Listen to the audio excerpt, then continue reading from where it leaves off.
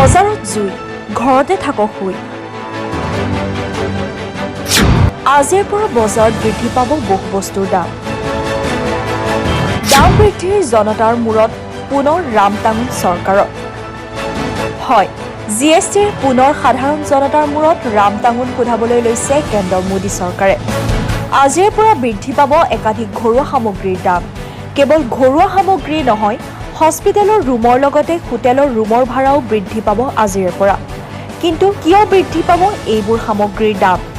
উল্লেখযোগ্য যে পূৰ্বে জিএছটিৰ আওতাত নথকা বহু সামগ্ৰী এইবাৰ নতুনকৈ জিএছটিৰ আওতাত আনিছে মোদী চৰকাৰে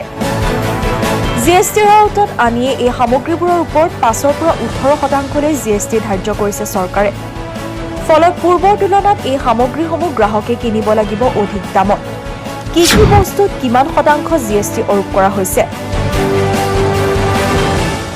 লস্সি বাটাৰ মিল্ক পানীৰত 5%, চাউল আটা মুড়ি দৈ চিৰাত 5%, মুঠ 5%, হস্পিটেলৰ ৰুমত 5%, হোটেলৰ ৰুমত 5%,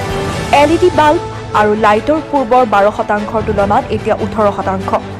বেংক চিকিউৰিট 18%। সেয়েহে আজিৰ পৰা এই জিএছটি পৰিষদে এই নতুন জিএছটিৰ তালিকা কাৰ্যকাৰী কৰাৰ লগে লগে